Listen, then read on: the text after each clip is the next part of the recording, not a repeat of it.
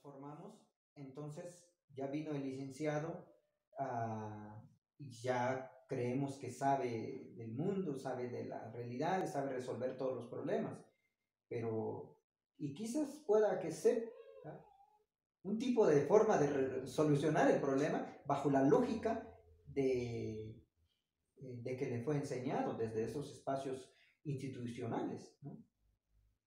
Pero la forma de resolver desde una comunidad ya está alejado. ¿Cómo tenemos que poner en paz nuestro corazón? Eso ya no sabemos, pues, ¿sí? Eso, ¿cómo tenemos que no tener dos corazones cuando uno dialoga? Eso ya no se da en las universidades. ¿Cómo silenciar nuestra palabra para poder ahora escuchar?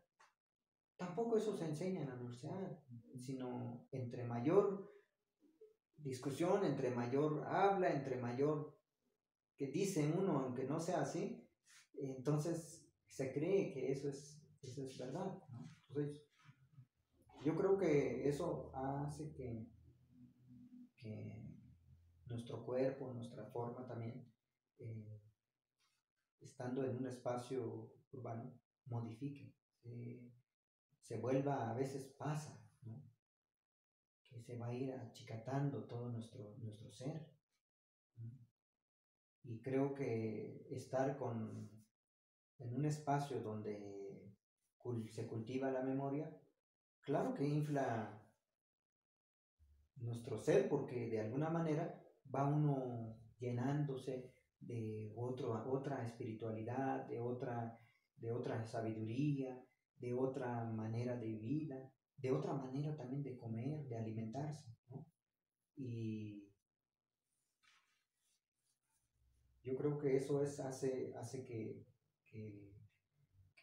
nuestro cuerpo, nuestro pensamiento está en esta situación. Fíjate que tratando de ir como recuperando todo esto que vas colocando, a mí me parece que es de suma trascendencia una frase dentro de las muchas, ¿no? Ya no sabemos cómo poner en paz nuestro corazón. A mí me parece que esa es una frase así de mucha trascendencia, bajo la consideración que los pueblos indígenas, la vida en términos prácticos y pragmáticos pasa por el corazón, ¿verdad? Tanto que se expresa en el lenguaje a cada rato, enfermar el corazón, olvidar el corazón, ¿sí? Entonces ya no sabemos cómo poner en paz el corazón. Esto lo llevo a lo que traías a cuenta hace rato, ¿no? En esta noción de cansancio. Porque a mí me parece que son como las lógicas en las que podemos empezar a dialogar eh, con, con, con los diferentes. Y nosotros también somos diferentes, ¿no? La idea esta de cansancio, bajo esta noción que el cansancio te da la oportunidad de conectar con tu misma subjetividad, y el otro cansancio que clausura al sujeto, ¿no?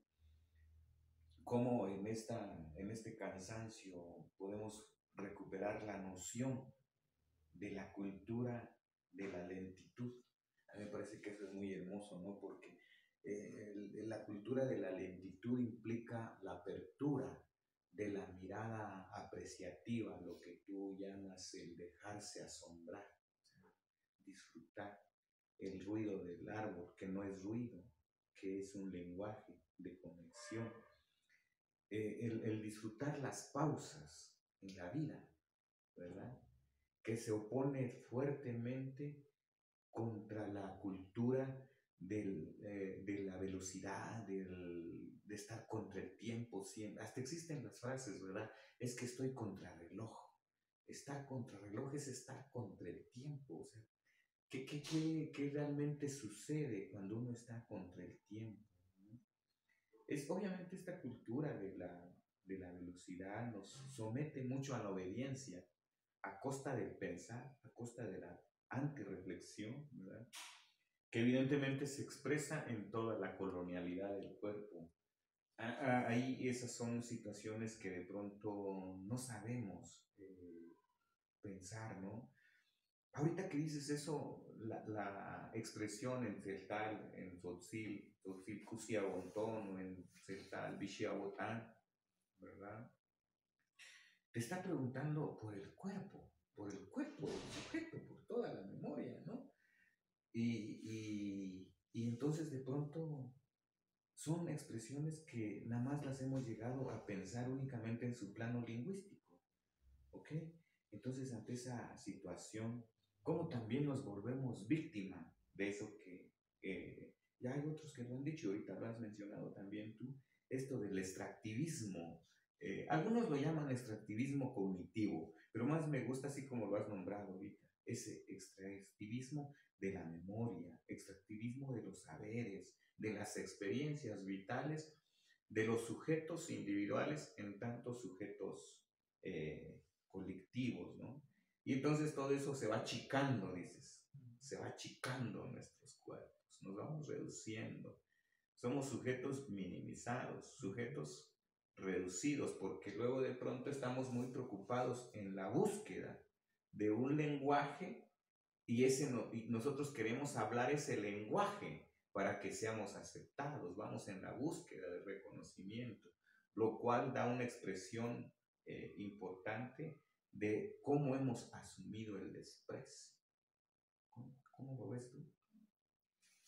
Algo muy importante que en las convivencias que he tenido con los abuelos, con los subsiles, celtales, que son los que más me he acercado, grupos lingüísticos.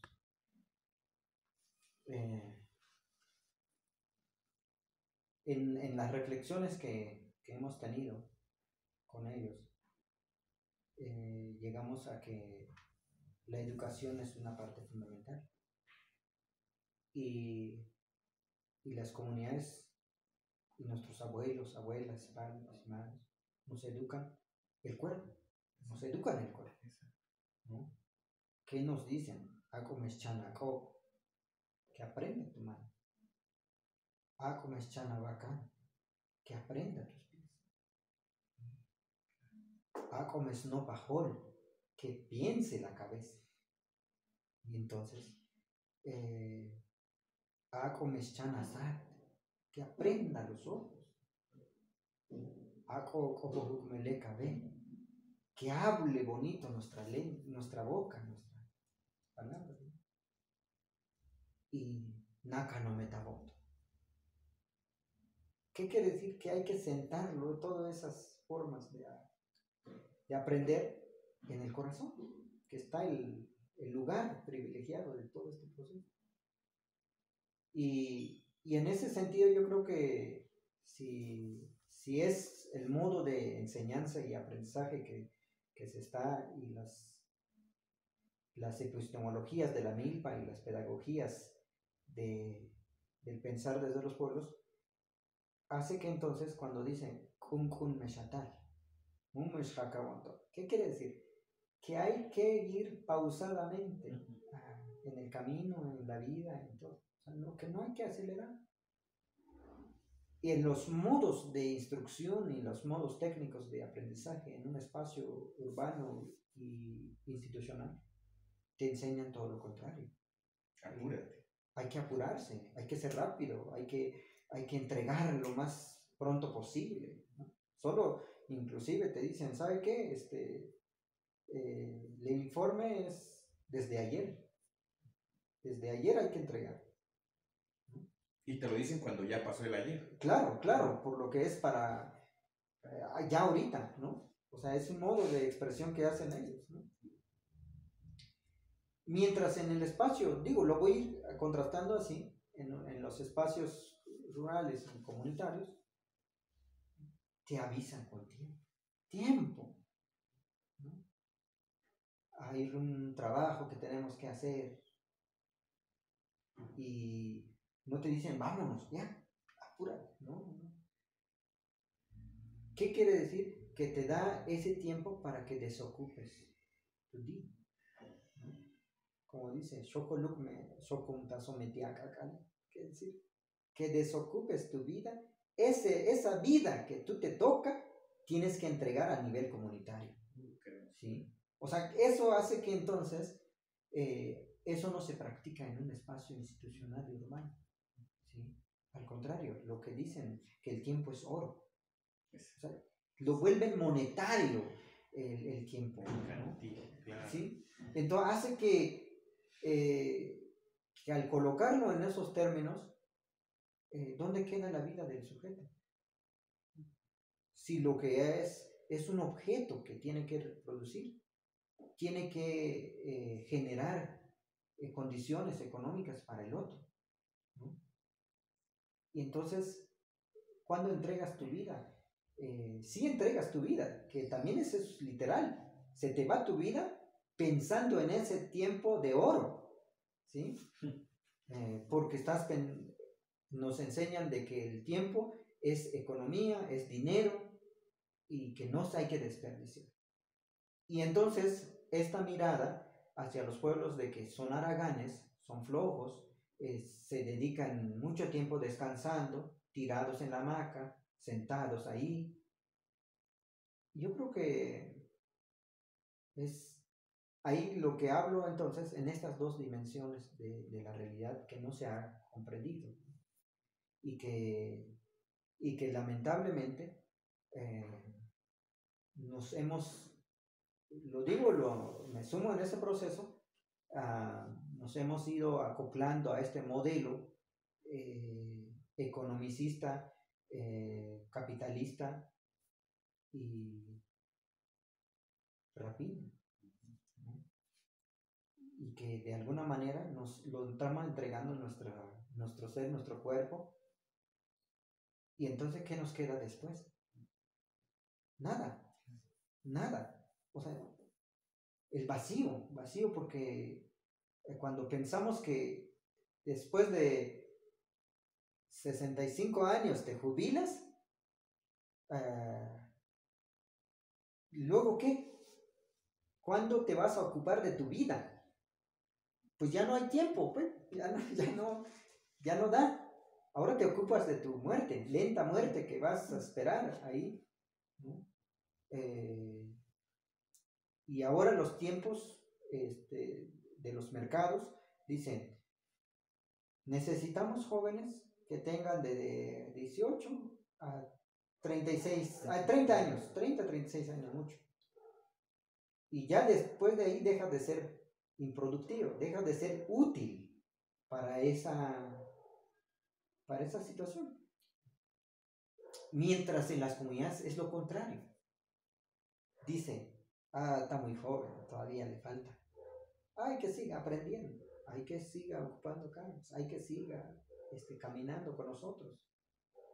Y a partir, digamos, de los 40 en adelante, te vuelves importante, ¿sí? Te vuelves importante.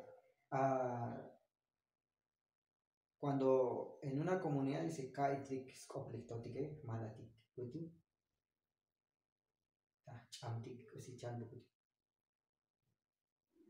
esperemos, tranquilos. Hay que apreciemos. Hay que aprender a escuchar la palabra de nuestros mayores. No como una manera, digamos, de imponer o de una manera de también, sino una manera de que te va a decir, y no dice, es que yo lo sé, no, no, no. Muhna mejech, mechu, lek o, tashkal el chap elu, milek bate, mulek bate, te sopas ahí está. Voy a decir 1, 2, 3 palabras. No sé si es así o no es así, pero porque me dieron este espacio, voy a decir. Si no, pues ahí me perdona. Esa es una manera, digamos, de la sabiduría, que lo que llamo que se va viviendo. Entonces estamos como que son cosas distintas, ¿no? Formas totalmente diferentes de coexistir, de vivir, ¿no? Y que eso hace que también cuando nos educan desde esa práctica, que de alguna manera pues vas a encontrar el sentido de la vida, pero también vas a vivirla, ¿no? Mientras en otro sentido eh, entregas literalmente tu vida hacia una institución, hacia un espacio y se te va consumiendo, se te va acabando, dado que las instituciones van a permanecer ahí. ¿Sí? Vendrán otros, y tú eres desechable, pues. Claro, claro, por supuesto. Y, Sin duda. y lo otro no, la memoria prevalece en el sentido de que, pues me gusta pensar en esta lógica de que en algún momento cuando van a ofrendar, van a ir a hacer ritual, pues ¿con quién vamos a ir al encuentro? Pues con nuestros ancestros. O sea, eso aspiro a retornar como un ancestro y no como algo desechable que se tiró y se acabó ahí su existencia, ¿va? Y yo creo que esa manera uno aspira a decir, pues si retorno a este proceso, entonces hay una posibilidad, claro, por todo lo que uno va colonizándose, hay una mínima posibilidad entonces de decir, tengo la esperanza de que me vuelvo parte de la comunidad ancestral, porque ellos no están muertos, están ahí, ¿sí? Nos siguen viendo, nos siguen dando señales, nos guían. Entonces, yo creo que eso es lo que uno eh, desearía, ¿verdad? ¿Sí? Más que en esta situación que uno vive, que no, que no lleva, creo yo, a otra ruta más que a la muerte, ¿no? Y a la muerte, y no se construye la vida. La vida es un elemento justamente muy importante y algo que decía un señor, yo soy si también están los demás, si no, yo no soy nada. Entonces ahí se da uno cuenta, ¿no? En otro espacio diría, bueno, pues es que yo soy importante, ¿no? Primeramente se empieza a manifestar el ego, de decir, si yo soy importante, porque yo estudié, porque hice esto, porque trabajo en tal, o porque yo soy representante, o sea, empieza a hacer esto, pero por lo que está en los roles que juega, y no el sujeto como tal, en su vida, en su plenitud, digamos, sino en ese sentido. Yo creo que en el otro, pues vivir en relación al otro o con el otro, hace que entonces se vuelva con mucha significación nuestra existencia, con muchos elementos que realmente posibilitan dar cuenta a otro modo y otro camino de nuestra manera de pensar y de vivir. Sí, sí, me parece importante ese reconocerse con el otro. Y en otra lógica, hasta las expresiones existen, porque luego no quiere uno pecar como de ser excluyente, ¿no? Pero expresiones como, sin mí no eres nadie, o sea, es tan claro, pues, ¿no? O sea, que yo hago posible al otro, y realmente es posible, así es, pues, pero no en este alarde de individualismo, pues, ¿no? O sea, eso sí me parece que es importante. Realmente con Manuel podríamos platicar horas, horas y horas, ¿no? Es apasionante, a mí me parece que creo que vas a hacer una serie de entrevistas. Ya solo por último, Manuelito, porque también sé que las cuestiones técnicas aquí nos limitan, ¿no? Entonces, todo esto que acabas de decir, ¿cómo lo articulas con tu producción literaria, ya sea ensayo, poesía, o Michimalcopo, como fuera? Lo que uno escribe no pasa por el filtro del cuerpo y por el filtro de lo que uno va sintiendo, pues sería una cosa sin alma, sin sentido. Eh, intento, lo digo así, intento recuperar a partir de lo que he vivido, pero también lo que voy viviendo, porque esa es una cosa muy interesante, ¿no? Que de repente no es solo uno vive en la memoria, sino vive uno en esta dinámica, en este movimiento. Y si bien la literatura, en el campo, digamos, de la poesía, eh, intento buscar un camino, un modo que las palabras tengan autonomía, se muevan solos, ¿sí? Que no esté yo defendiendo, decir, oye, es que este de verdad es mi texto y bien bonito y yo la escribí, sino más bien que tengan una autonomía y que retorne a donde tenga que ir, ¿no? ¿Sí? Y yo creo que en ese sentido hace la, que la estructura inclusive de la poesía he estado como acercándome a las formas de los rituales, ¿sí? Y hay cánones efectivamente que se instalan a nivel, digamos, de los creadores desde una copia o modelos europeos, anglosajones, otros fuentes. Pero, ¿cómo descolonizar? ¿Ve? ¿En qué momento uno sale de eso? Porque es más fácil decir, bueno, ya salí, que hacerlo, pues, ¿no? Y creo yo la poesía, esa es una de las ventajas que puede tener al, al recuperar una memoria, pero esa memoria que se vuelva mucho más dinámica, que no se estanque, que no se muera ahí, ¿no? Como una laguna que se va secando, sino más bien que tenga algún hueco y que vaya fluyendo y va llegando otro, ¿no? Yo creo que esa es una figura que podría ser una imagen, pero esa es la manera, digamos, que veo en la creación.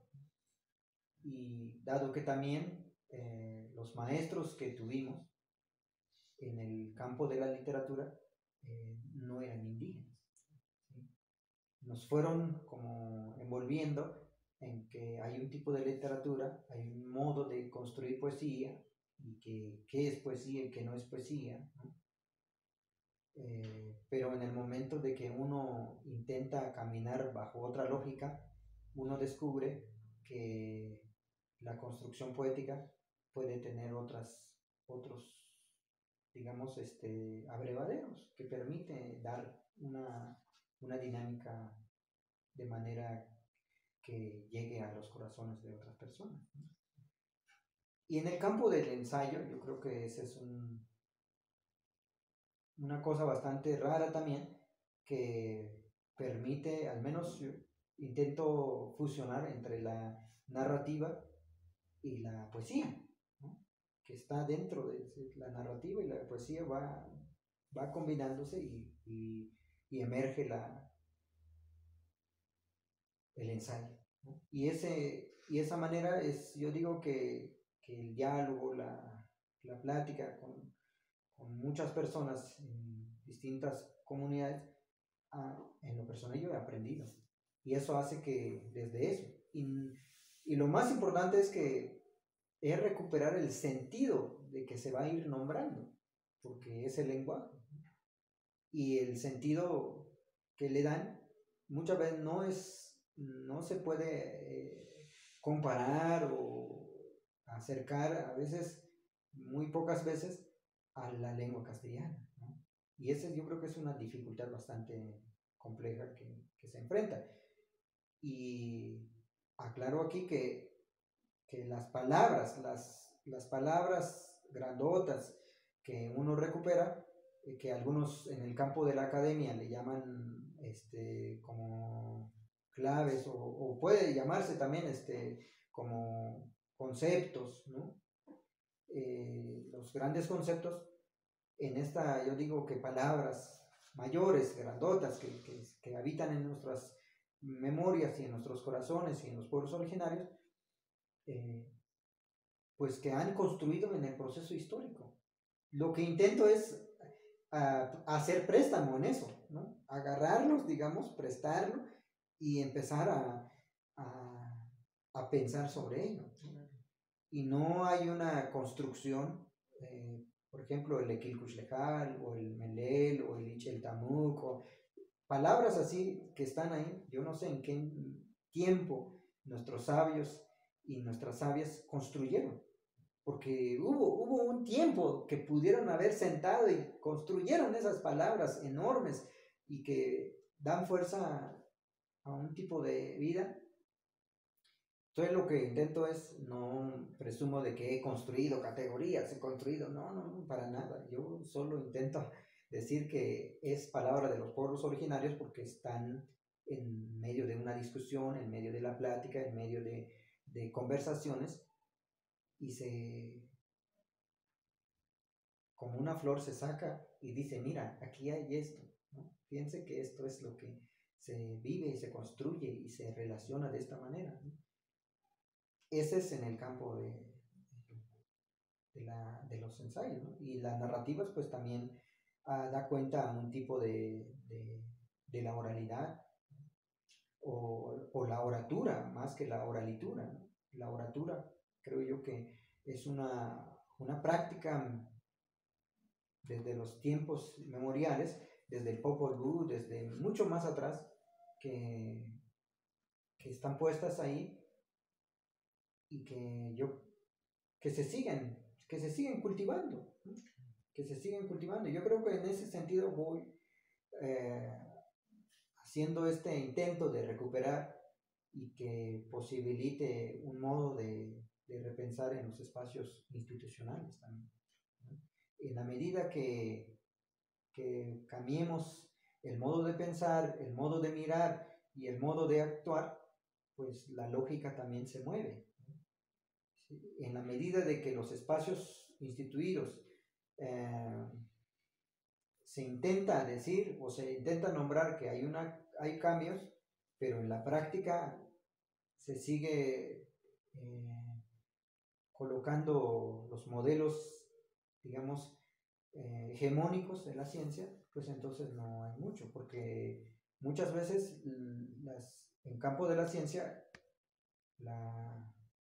los que dictan los cánones, pues es pertenecer al sistema nacional de investigadores, ¿no? Y te dictan los cánones, estés en universidades interculturales o no intercultural, pero es lo que te dicta y que es parejo para todos. Y es una única manera de filtrar para decir, bueno, yo soy tal, mira, qué bueno, sí, sí. Y si uno no está en eso, pues sí, no es nada, no es nada. Y entonces, pues yo prefiero decir que no soy nada, pero que realmente siga yo urdiendo con esta memoria que está, ¿no? Que permite dar cuenta posiblemente a unos 2, 3 generaciones después, que hubo alguien y que intentó caminar bajo una lógica y que en esa lógica posibilita una apertura de la mirada, una apertura de la vida, ¿no? Entonces, en ese campo, digamos, estoy intentando pensar y esperemos espero yo más bien que pueda seguir, no cansarse. No, pues gracias, Manuelito, realmente por tus palabras. A mí me parece que ha sido bastante ilustrador una plática así, espontánea, rica, ¿verdad? Gracias también a Isaías que nos acompaña en estas cuestiones, ¿no? Porque sí es importante para poder conversar en paz que alguien nos esté apoyando, sobre todo cuando existe el deseo de que la palabra trascienda, porque lo que has colocado hoy en día es reflexiones sobre la vida desde tu lugar. ¿Sí? Entonces, gracias. No, pues gracias a ustedes por el café, por el Porsche y por posibilitar este encuentro en esta situación que estamos también viviendo, de la situación de la pandemia. Sí. Yo creo que muchas veces es difícil, pero cuando hay voluntades es posible. Sí. Cuando queremos que colocamos una esperanza, pues también es algo interesante. Entonces, pues gracias. Consejo Estatal para las Culturas y las Artes, Gobierno de Chiapas.